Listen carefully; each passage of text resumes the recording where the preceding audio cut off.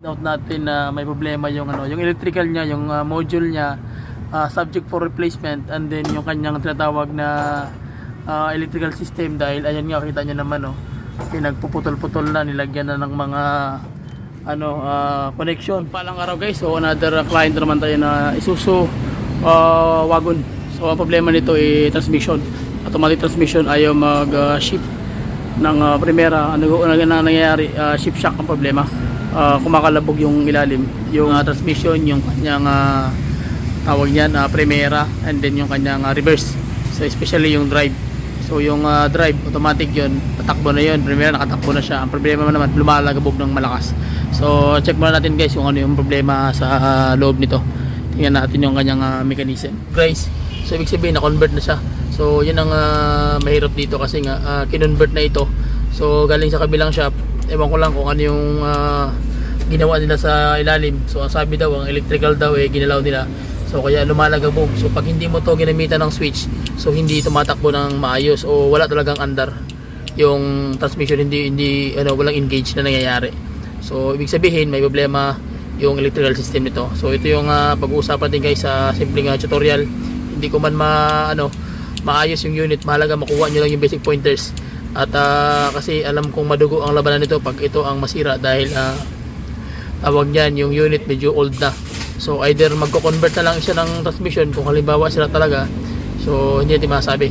Okay, so samahan nyo ako simpleng basic pointers kung anong dapat natin malaman kung bakit naglalagabog yung kanyang transmission. Okay, so Isuzu wagon. So tara, let's start, let's do it, pasok.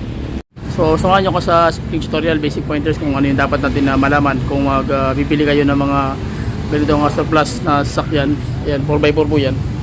Yan, so at least makita nyo yung mechanism ng buong sistema.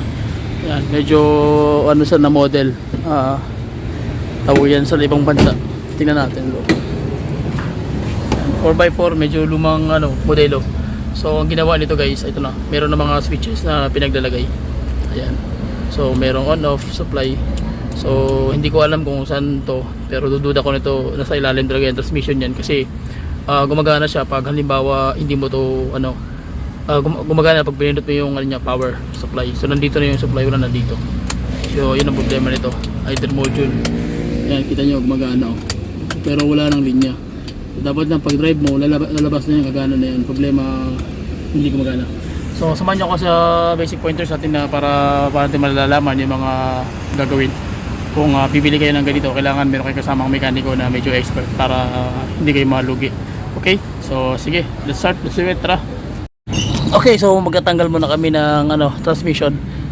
Tanggalin muna namin yung takip sa ilalim, yung kanyang yung oil, tatanggalin natin para masilip natin yung tatawag na solenoid ng valve, para malaman natin kung gumagana ba yung solenoid, yung magnetic nya.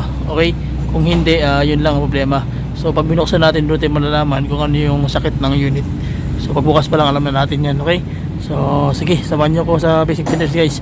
So mag-electrical testing muna ako ng voltahe, magre-reading muna ako para makita natin kung ano yung problema dun sa ilalim. So balik ako konti guys pag matanggal ko na yung buong system. Okay, okay, so natanggal na namin yung yung crankcase. Ayan yung filter, tingnan mo nyo, sobrang dumi, barado na, almost ang dami ng dumi. So ibig sabihin hindi talaga siya nalinisan. So madumi na rin pati yung mga tatawag na nito. Ayan ayan yung mga bakal powderized metal na nag-stack bull. So yun, so may problema talaga, kita nyo naman. So yan yung nagkakaroon ng dumi sa valve body. So once na binuksan natin yung valve body, automatic na makikita nyo yung ganito, yung grit. So kung titingnan mo, parang powderized metal lang yan, pero malaking impact yan doon sa solenoid, mismo doon sa kanyang piston na magtutulak doon sa valve, magbibigay ng agos doon naman, doon sa may valve body, yung may mga parang bituka ng manok. Ay sorry, bituka ng manok. Yung parang pag hinati mo yung brain, ipapakita ko guys, yung ganyan nakikita nyo yung sa video na yan, yan yung valve body. So para siyang parang siyang brain. Pag hinati mo, marami siyang mga column, marami siyang mga tagusan. Okay, So once na itong powderized metal grit na yan, dumaan yan doon mismo sa may ball body mo, nagkakaroon na siya ng shift shock, bumabara na siya doon. So pag bumara na yan, yun ang magiging cause ng yung pressure hihina. So magkakaroon ng parang lost clutch. Akala mo walang takbo kasi nga dahil dito. Ayan. So yan ang pinaka critical stage. Kita nyo naman oh. Kasi matagal tong hindi nag-change oil. Okay, you know. So hindi na tayo magtataka kung bakit ganyan yung ano niya, sistema ng unit. Okay, so sige. So gawin natin, checkan natin yung ilalim, yung kanyang tinatawag natin na yung magnetic, yung kanyang solenoid at saka yung kanyang ball body. Tingnan natin kung okay ba o sa kanya ba talaga yun o ano bang ginawa nilang condemn o conversion doon sa ilalim. Sige. Tara, makakahalaga makuha niyo yung basic pointers kung ano yung dapat gawin. Let's go. Okay, so ayan na guys, na-find out natin na may problema yung yung electrical niya, yung module niya, subject for replacement, and then yung kanyang tinatawag na electrical system, dahil ayan nga, kita niyo naman pinagpuputol-putol na, nilagyan na ng mga connection. So pagkatapos ang problema nito, hindi alam ng may-ari na ang niya pala dito is yung kanyang transmission o yung ball body mismo ay hindi na sa kanya. Kikita nyo naman yan bakante, tinanggalan. Tinanggalan dapat yan, meron na dito. Tapos ito pa, isang ball body, walang electrical system, so condemn. Okay, so ito lang gumagana. Ito yung pinagana ng may-ari. Ayan, ito lang pinagana, itong puti na to. Ito wala na tong function, so sira yung niya. So hindi na siya maibabalik pa sa dati kung hindi ibabalik yung original niya mismong transmission. Dapat yan, tatlo lang kasi yan guys tatlo lang yung nito, tatlo lang yung solenoid.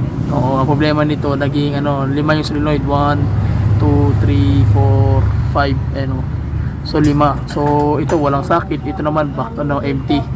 Ayan empty siya. So ibig sabihin, kulang, hindi sa kanya to. So hindi natin ma-address guys hanggat hindi na may babalik yung original. So medyo malaki-laking gastos, at least na-find out natin na yun ang problema sa kanya, hindi sa kanya yung transmission. Okay, baka duda ko nga ito yung ball body, same lang ng sukat pero iba yung mechanism, iba yung kanyang solenoid na pinaglalagyan. So hindi talaga siya mag-aangkop. Ay sabihin na akma yung pasok, problema naman ito, yung shifter niya saka yung sa module niya may problema din. So kailangan talaga siyang maibalik sa dati, kaya para maiayos. Kaya nagkakaroon ng shift shock dahil doon. Okay, so yun ang mga basic pointers natin na dapat nyong matutunan. So kung bibili ka pala kayo ng mga ganitong unit, kailangan buksan nyo, tingnan nyo kung tama ba yung wiring tsaka yung solenoid. Bilangan nyo yung solenoid guys, ayan empty bilangan nyo yung solenoid para makita nyo kung tama talaga. Pag okay siya, so ibig sabihin hindi ka na pwede kasi yung ibang mekaniko nito, binubuksan na to, automatic yan, overhaul na yan. Okay, so yun ang mahirap doon. Pag nag-overhaul na, hindi pa rin magawa na paraan, palit ka na ng transmission, so sakit na sa ulo. Okay, so sige, at least nakuha natin yung problema. Yun ang mga basic pointers na dapat nyo matutunan pag mga ganitong instances. Pag bibili kayo ng mga unit, kailangan talaga mayroon kayong kasamang mekaniko at hindi siya walang problema. Dahil meron na pala kung customer na nakabili siya ng ganito 80,000. So problema nung binili niya na yun nasa kanya na yung problema, hindi na malaman kung ano yung nangyari sa transmission. So palit laki ng gastos. So dumoble yung gastos niya guys. Okay? So yun ang basic pointers. So magtanggal kayo nito i-park, meron lalagyan niyo siya ng marking yan, drive. Ibig sabihin itong shifter niya sa inhibitor switch gumagana kasi kompleto siya yan kompleto. Ang problema lang dito is mismo transmission pinalitan. Yun ang hindi natin magagawa ng paraan sapagkat kailangan may balik sa dati kung may budget yung may-ari. Okay? Kung wala, tsatsagaan na lang ito. Sige, at least nakuha natin yung punto. Sige. Yan, kailangan natin ng...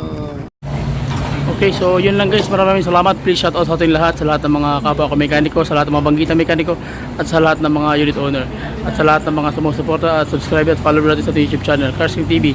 So comment lang kayo sa likod sa baba guys, and then I will reply. Okay, so bye bye, yun lang. Subscribe, bye bye, and God bless. See you. Alright. Okay. Alright. Okay.